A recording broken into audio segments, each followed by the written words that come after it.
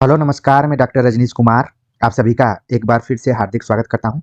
आज के video lecture में हम बात करेंगे केबीएस टीजीटी हिंदी के पाठ्यक्रम के अंतर्गत वसंत भाग एक, जो कि एनसीईआरटी बुक आपके पाठ्यक्रम में लगी हुई है, सीबीएसई पैटर्न पर आधारित। इसके 60 नोट्स को हमने बनाया है और सोचा कि आप सभी के सामने प्रस्तुत करें। इसमें कुल 17 पाठ शामिल हैं और कई विद्यार्थी जो लगातार कमेंट्स कर रहे थे कि केबीएस टीजीटी हिंदी पर कब वीडियो लेक्चर आएगा, तो अब कंटिन्यूएशन में ये वीडियो लेक्चर रहेंगे। आप सभी गंभीरता से अपनी तैयारी करते रहिए और लगातार इस चैनल को प्यार और स्नेह देते रहिए, तो निश्चित तौर पर मनोबल बढ़ेगा और हम इसी तरीके से शॉर्ट नोट्स लेकर आप सभी के सामने आएंगे, जिससे कि कम समय में आप अपनी तैयारी कर पाएँ। क्योंकि एनसीईआरटी की बुक को यहाँ पर पीडीएफ फॉर्म में दिखाना उसके सर्वाधिकार के खिलाफ होगा, इसलिए हमने खुद इसका 60 नोट्स बनाया है। तो आप उसी को कंप्लीट मानकर चलिए और मैंने पूरे तथ्यों को एक जगह कलेक्ट करने का प्रयास किया है। आप देखेंगे कि जो पहला पाठ लगा हुआ है उसका नाम है वह चिड़िया जो। इसके लेखक हैं केदारनाथ अग्रवाल। तो केदारनाथ अग्रवाल का जैसे ही मैंने नाम लिया तो आपके दिमाग में वो प्रगतिशील जो कवियों का एक समूह है उसमें से केदारनाथ अग्रवाल एक प्रमुख कवि के तौर पर है। और ये जो पाठ लगा है ये कविता है, वह चिड़िया जो। मान लीजिए परीक्षा में पूछ दिया जाए कि ये किस विधा के अंतर्गत है, तो मुझे पूरी उम्मीद है कि आप बता देंगे कि ये कविता है। अब वह चिड़िया जो कविता में, जो कि जिसके कवि हैं केदारनाथ अग्रवाल, उन्होंने क्या वर्णित किया है, उसकी विषय वस्तु क्या है। कवि ने इस कविता में बताया है कि उसके स्वभाव में नीले पंखों वाली एक छोटी चिड़िया है। वह संतोषी है, अन्य से बहुत प्यार करती है। वह अपनेपन के साथ कंठ खोलकर पुराने घने वन में बेरोक गाती है, मुंह बोली है, एकांत में भी उमंग से रहती है। वह उफनती नदी के विषय में जानकर भी जल की मोती सी बूंदों को चोंच में भर लाती है। उसे स्वयं पर गर्व है, वह साहसी है, उसे नदी से लगाव है। कवि ने अपने भीतर की कल्पित चिड़िया के माध्यम से मनुष्य के महत्वपूर्ण गुणों को उजागर किया है। तो इस तरीके से आपने देखा कि जो वह चिड़िया जो नाम से कविता लिखी गई है और केदारनाथ अग्रवाल ने लिखा है। केदारनाथ अग्रवाल प्रकृति चित्रण के तौर पर भी जाने जाते हैं। इनकी कविताओं में प्रेम और प्रकृति दोनों का चित्रण है और चिड़िया के माध्यम से उन्होंने प्रकृति को देखने का प्रयास किया है, जिसमें आप देख रहे हैं कि नदी इत्यादि की भी चर्चा है, घने वन की चर्चा है। ठीक है, तो इस तरीके से वह चिड़िया जो कविता में को आप समझ गए होंगे और जो भी तथ्यात्मक चीजें आएंगी वैकल्पिक रूप में, तो उसे जरूर आप पकड़ने का प्रयास करेंगे। दूसरा चैप्टर लगा हुआ है जिसका नाम है बचपन। बचपन जिसकी लेखिका है कृष्णा सोबती और ये संस्मरण विधा में लिखा गया है। तो संस्मरण में बचपन की जब चर्चा की जा रही है तो जाहिर सी बात है कि कृष्णा सोबती के परिवार के बहुत सारे सदस्य इसमें होंगे। और जब आप इस पाठ को पढ़ेंगे तो उसमें इनकी दादी, नानी इत्यादि का जिक्र किया गया है और फिर पूरा ये संस्मरण कंप्लीट हुआ है, उसका एक हिस्सा है। तो परीक्षा के दृष्टिकोण से हमें यहाँ ध्यान में रखना है कि अगर आ जाए कि बचपन के लेखक कौन है या लेखिका कौन है, तो आप बता देंगे तुरंत कृष्णा सोबती और ये किस विधा में लिखा गया है। तो संस्मरण आप इसको ध्यान में रखिए। अगला चैप्टर है नादान दोस्त, जिसके लेखक हैं प्रेमचंद। प्रेमचंद की एक कहानी है। तो नादान दोस्त कहानी विधा में लिखी गई है और इसके पात्रों के बारे में बात करें तो केशव, श्यामा दो प्रमुख पात्र यहाँ पर वर्णित किए गए हैं और ये दोनों का जो संबंध है वो भाई बहन का है। और इस कहानी में भी चिड़िया का एक रोल है। तो इसलिए ध्यान में रखिए कि नादान दोस्त में केशव और श्यामा दोनों का जो नादान दोस्त है वो एक चिड़िया है। तो इस कहानी को आप समझ गए होंगे, खासतौर से परीक्षा के दृष्टिकोण से जो भी पात्र है या फिर विधा है वो भी समझ में आ गई होगी। अगले चैप्टर के बारे में बात करें तो चांद से थोड़ी सी गप्पे। शमशेर बहादुर सिंह ने इस कविता को लिखा हुआ है। तो चांद से थोड़ी सी गप्पे के कवि हैं शमशेर बहादुर सिंह। वही शमशेर बहादुर सिंह जिनका जिक्र सप्तक के कवियों में भी आता है। तो इस तरीके से कोरिलेट करके आप जब अध्ययन करेंगे तो एक ही साथ आपका हिंदी साहित्य का इतिहास भी रिवाइज होगा और जो भी यहाँ पर चैप्टर लगे हुए हैं वो भी रिवाइज होंगे। तो जोड़ जोड़ कर करना है। तो हमने तो संकेत कर दिया कि शमशेर बहादुर सिंह सप्तक से जुड़े हुए हैं। आप कमेंट्स कर जरूर बताइए कि ये किस सप्तक से जुड़े हैं। चांद से थोड़ी सी गप्पे जो कविता है इसमें 10 से 12 साल की एक लड़की का वर्णन किया गया है। तो ये इसकी विषय वस्तु है। अगला चैप्टर है अक्षरों का महत्व, जिसके लेखक हैं गुणाकर मूले, और ये निबंध विधा में लिखा गया है और इसमें पूरे अक्षरों की कहानी का जिक्र किया गया है। तो ध्यान में रखिए कि अगर परीक्षा में अक्षरों से रिलेटेड कोई भी बातचीत की जाती है तो वो गुणाकर मूले के निबंध अक्षरों का महत्व से प्रश्न हो सकता है। अगला जो चैप्टर है उसका नाम है पार के नजर, जिसके लेखक हैं जयंत विष्णु नार्लिकर। नाम से ही लग रहा है कि इसमें कर शब्द लगा हुआ है, तो मराठी साहित्य से जुड़ा होगा। तो पार के नजर जो पाठ है ये मराठी कहानी है। इसको इसकी विधा को जरूर आप ध्यान में रखिए कि पार के नजर पूछ दिया जाए किस विधा में लिखी गई है तो तुरंत आप बता देंगे कि कहानी है, और ये हिंदी कहानी नहीं है बल्कि मराठी कहानी है। तो जब हम पीजीटी के लेक्चर्स पर बातचीत कर रहे थे तो हमने बताया कि जो भी एनसीईआरटी की किताबें हैं वो केवल हिंदी पट्टी पर आधारित नहीं है बल्कि इसमें पूरा भारत आपको दिखाई पड़ता है। तो यहाँ पर आप देख रहे हैं कि पार के नजर नाम का जो चैप्टर है ये मराठी कहानी है। इसका हिंदी में अनुवाद किया है रेखा देश पांडे ने। तो इसको भी आप ध्यान में रखिए, हो सकता है कि पूछ लिया जाए कि पार के नजर कहानी के का अनुवाद हिंदी में किसने किया है, रेखा देश पांडे ने। अगला पाठ है साथी हाथ बढ़ाना, और इस गीत को आप लोगों ने जरूर सुना होगा, आकाशवाणी में सुना होगा, फिल्म संगीत के माध्यम से सुना होगा, साथी हाथ बढ़ाना। इसके जो गीतकार हैं साहिर लुधियानवी। ठीक है, तो ये गीत विधा में है, यानी कि इसका संबंध अप्रत्यक्षतः सिनेमा से जोड़ा जा सकता है। तो साथी हाथ बढ़ाना साहिर लुधियानवी का एक गीत है, तो इसको आपने ध्यान में रख लिया होगा। अगला जो पाठ है ऐसे ऐसे, जिसके लेखक हैं विष्णु प्रभाकर, और ये क्या है, एकांकी है। यहाँ पर आप देख रहे हैं कि पहली बार यहाँ पर एकांकी का जिक्र किया गया है। आप तुरंत अपने दिमाग में रखिए कि ऐसे ऐसे नाम का जो चैप्टर है जिसके लेखक हैं विष्णु प्रभाकर और ये एकांकी है। जब एकांकी की बात की जाए तो इसमें आप समझ गए होंगे कि एक अंक जरूर होगा। ठीक है, इसीलिए इसका नाम एकांकी रखा गया। इसमें कुछ पात्र परिचय दिए गए हैं जिसमें मोहन, दीनानाथ, माँ और पिता, ये 4 कैरेक्टर आपको दिखाई पड़ रहे हैं। तो आपको ध्यान में रखना कि मोहन एक विद्यार्थी है, दीनानाथ एक पड़ोसी है, माँ जो है मोहन की माँ है, और पिता मोहन के पिता के रूप में इस एकांकी में आए हुए हैं।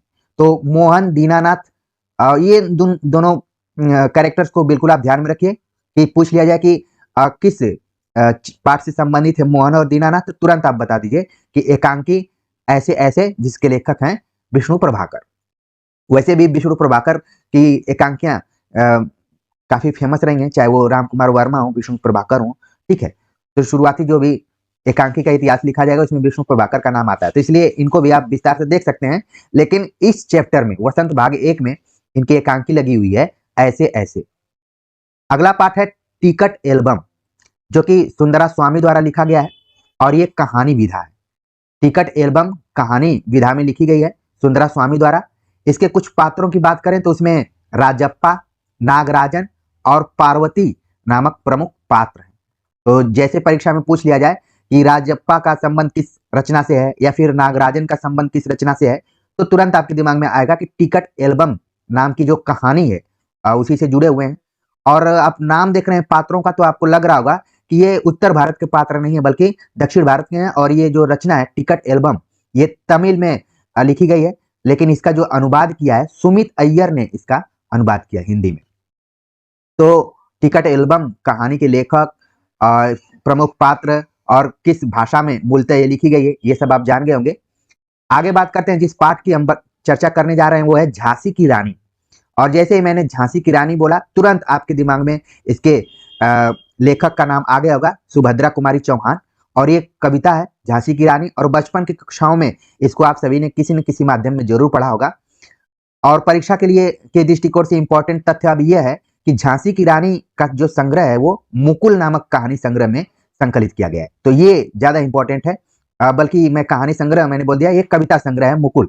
मुकुल काव्य संग्रह में झांसी की रानी नाम की कविता संकलित है, जिसके की कवयित्री हैं सुभद्रा कुमारी चौहान।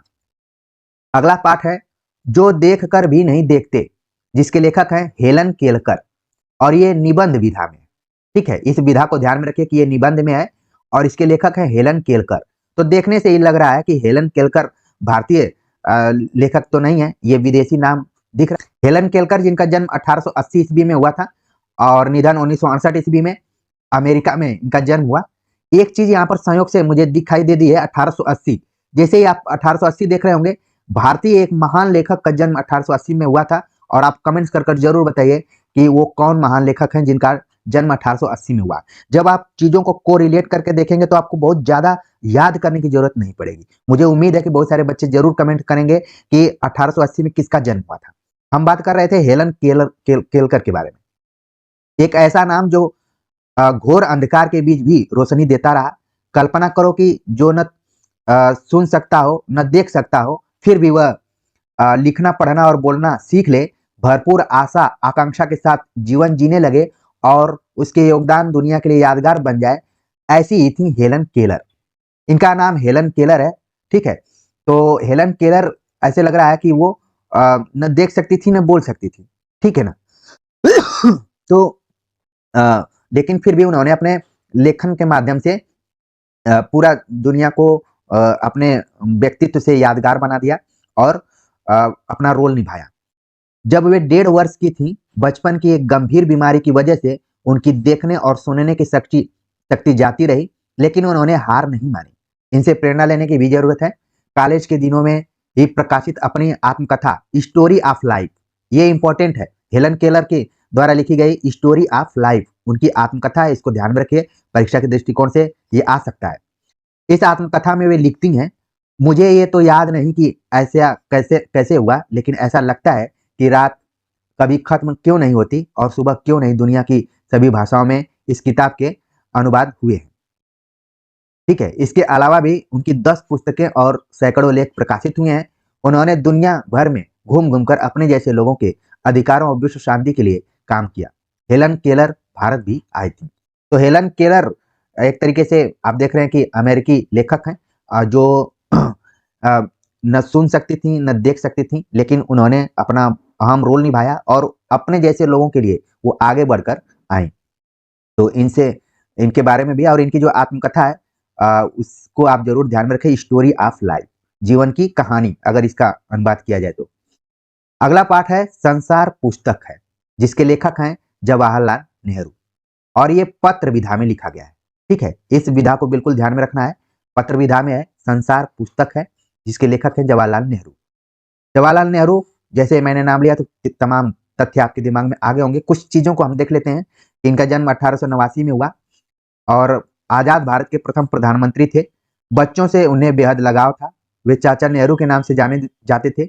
उनकी बेटी इंदिरा जब 10 वर्ष की थी, नेहरू जी ने उन्हें अनेक चिट्ठियां लिखी। इनमें बताया गया है कि पृथ्वी की शुरुआत कैसे हुई और मनुष्य ने अपने आप को कैसे धीरे धीरे समझा पहचाना। ये चिट्ठियां बच्चों में अपने आसपास की दुनिया के बारे में सोचने समझने और जानने की उत्सुकता पैदा करती है। नेहरू जी को अपने देश के बारे में बोलने बताने में विशेष आनंद आता था। ये सभी चिट्ठियां पिता के पत्र पुत्री के नाम, ये इंपॉर्टेंट है आपके परीक्षा के दृष्टिकोण से, बिल्कुल इसको ध्यान में रखिए आप कि पिता के पत्र पुत्री के नाम पुस्तक में संकलित है। और जो ये पाठ दिया गया है संसार पुस्तक है, इसी पुस्तक से लिया गया है। खास बात यह है कि ये पत्र नेहरू जी ने अंग्रेजी में लिखे थे। ये भी परीक्षा के दृष्टिकोण से ध्यान में रखना है कि पिता के पत्र पुत्री के नाम अंग्रेजी भाषा में लिखा गया है, हिंदी भाषा में नहीं है। और इनका हिंदी में अनुवाद हिंदी के मशहूर उपन्यासकार मुंशी प्रेमचंद ने किया है।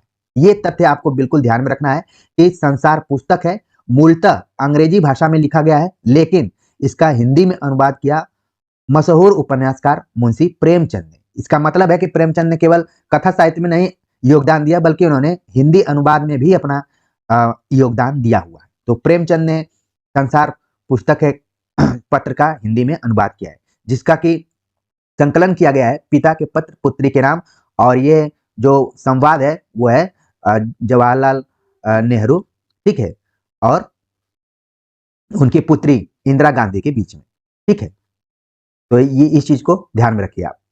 चलिए अगला पाठ जो लगा हुआ है, मैं सबसे छोटी हूं, मैं सबसे छोटी हूं, जिसके कवि हैं सुमित्रा नंदन पंत और ये कविता विधा में है। तो अगर आ जाए कि मैं सबसे छोटी हूं किस विधा की रचना है, तो तुरंत आप बताइए कि कविता, और इसके कवि हैं सुमित्रा नंदन पंत, ठीक है। तो इसमें एक छोटी बच्ची का जिक्र किया गया है, जब आप कविता पढ़ेंगे विस्तार से तो चीजें और क्लियर होंगी। फिलहाल यहाँ पर परीक्षा के दृष्टिकोण से आप बस याद रखिए कि मैं सबसे छोटी हूँ कविता किसके द्वारा लिखी गई है? सुमित्रा नंदन पंत के द्वारा। अगला पाठ है लोकगीत, जिसके लेखक हैं भगवत शरण उपाध्याय, और ये निबंध विधा में लिखा गया है।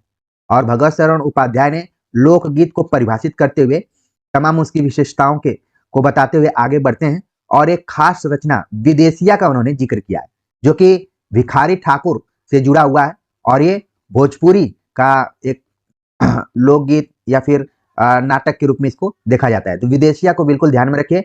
और लोकगीत के लेखक कौन है? भगवत शरण उपाध्याय, और ये निबंध विधा में। अगला जो पाठ लगा हुआ है वो है नौकर, जिसके लेखक हैं अलु अनु बंदोपाध्याय, अनु बंदोपाध्याय। और नौकर जो पाठ है ये निबंध विधा में है। ठीक है, थोड़ा सा हम अनु बंदोपाध्याय के बारे में देखना चाहेंगे। इनका जन्म 1917 में हुआ और निधन 2006 में। स्वतंत्रता आंदोलन के साथ साथ सामाजिक कामों में भी गांधी जी की भी अभिन्न सहयोगी रहे। और जब ये निबंध पढ़ेंगे नौकर, तो उसमें एक तरीके से गांधी जी को ही केंद्र में रखकर बातें आगे बढ़ाई गई हैं। और यहाँ पर भी बताया जा रहा है कि अनु बंदोपाध्याय गांधी जी के साथ हमेशा उनके सहयोगी के तौर पर रही हैं। उन्होंने collected works of Mahatma Gandhi के संपादन के अलावा कस्तूरबा ट्रस्ट के साथ भी काम किया है। तो यहाँ पर एक चीज और बताई जा रही है जो कि परीक्षा के दृष्टिकोण से बड़ा इंपॉर्टेंट है, कि collected works of Mahatma Gandhi का संपादन किसने किया है? अनु बंदोपाध्याय ने किया है। तो इसको ध्यान में रखिए। और कस्तूरबा ट्रस्ट से भी उनका जुड़ाव रहा है। उन्होंने बहुरूप गांधी में, बहुरूप गांधी नाम से भी लिखा है, बहुरूप गांधी में लेखिका ने गांधी जी की दिनचर्या के उन कार्यों को रोचकता से लिखा है जिन्हें गांधी खुशी से करते थे। गांधी जी केवल राष्ट्रपिता और स्वाधीनता के निर्माता ही नहीं थे, उनके जीवन के हर प्रसंग से सीखा जा सकता है। तो यहाँ पर आप देख रहे हैं कि नौकर नाम का जो चैप्टर लगा हुआ है ये गांधी जी पर आधारित है, और इसके लेखक हैं अनु बंदोपाध्याय। अनु बंदोपाध्याय के बारे में बताया जा रहा है कि गांधी जी से वो पहले से ही परिचित रहे, उनके साथ साथ हमेशा रहे, और उनके ऊपर उन्होंने एक संपादन भी किया, collected works of Mahatma Gandhi. बहुरूप गांधी नाम से भी उन्होंने एक चैप्टर लिखा, उसमें गांधी जी की दिनचर्या के बारे में उन्होंने बताया, और बताया कि गांधी जी बहुत से ऐसे काम जो खुशी से करते थे उनको हमने बहुरूप गांधी में रखा हुआ है। और आप जानते हैं जैसा कि ये स्वच्छता अभियान चलता है, तो स्वच्छता अभियान की शुरुआत गांधी जी खुद अपने से वो करना चाहते थे, और चाहते थे कि सब लोग आत्मनिर्भर होकर स्वच्छता में अपना 100% दें। ये ना कि किसी को खास वो इंतजार में रहे कि कोई खास जाति का आए और वो साफ सुथरा करे, ऐसा नहीं है। सबका दायित्व है कि वो अपने आसपास की सफाई करे। तो जो इस समय स्वच्छता अभियान चल रहा है, गांधी जी पहले खुद इसको उन्होंने लागू किया था। तो ये सारी चीजें हैं, गांधी जी से बहुत कुछ सीखने की जरूरत है, और जीवन भर सीखते रह सकते हैं। अगला जो चैप्टर है वो है वन के मार्ग में, जिसके लेखक हैं तुलसीदास। खास बात यह है कि वन के मार्ग तुलसीदास यहाँ पर आ गया, तो ये कविता विधा में ही है, लेकिन ये खास छंद का प्रयोग किया गया है, और यही मैं बताना चाह रहा था। परीक्षा के दृष्टिकोण से बहुत ही इंपॉर्टेंट है कि वन के मार्ग में, यानी कि जब राम इत्यादि वन में जा रहे हैं तो क्या हुआ, इसके बारे में पूरा इस सवैये में बातचीत की गई है। अब हमें ध्यान में रखना कि आ जाए कि आपके पाठ में यानी वसंत भाग 1 में लगी हुई कविता वन के मार्ग में कौन सा छंद है, तो तुरंत आप बता देंगे कि इसमें सवैया छंद है।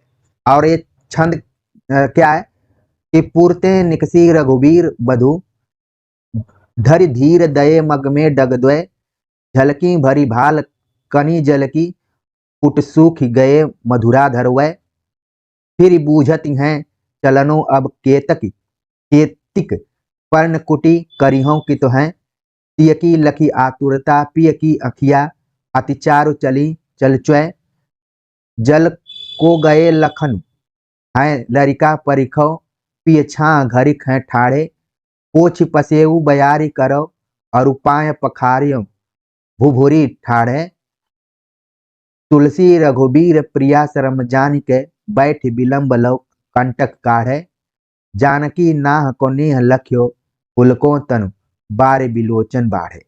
तो एक तरीके से इसमें राम लक्ष्मण और सीता जब वन में जा रहे हैं, तो उस समय की स्थिति को तुलसीदास ने वन के मार्ग नामक कविता में प्रस्तुत किया है, और ये सवैया छंद में। तो सवैया छंद क्या है आपके दिमाग में जरूर आ रहा होगा, तो इसके लिए एक आपको वीडियो लेक्चर देखना पड़ेगा। छंद पर हमने 2-3 तरीके के वीडियो लेक्चर बनाए हुए हैं, उनको समझाने का प्रयास किया हुआ है, तो जरूर आप चैनल पर जाइए और प्लेलिस्ट में देखिएगा। वैसे हमने सोचा है कि इसमें लिंक भी डाल दूंगा, तो आप देख लेंगे कि छंद क्या है और सवैया छंद क्या है, क्योंकि सवैया छंद के बहाने आप कई छंदों से परिचित हो जाएंगे। चलते हैं, बात करते हैं आज यानी इस पुस्तक का जो आखिरी पाठ है, सांस सांस में बांस। एलेक्स एम जॉर्ज द्वारा ये लिखा गया है और ये है, इसमें जो मुख्य पात्र है चंग की चंगल नबा। नाम थोड़ा टेढ़ा टाइप का आपको दिख रहा है, तो ये अगर टेढ़ा नाम है तो समझ जाइए कि सांस सांस सांस सांस में बांस। और इसके जो लेखक हैं वो हैं एलेक्स एम जॉर्ज।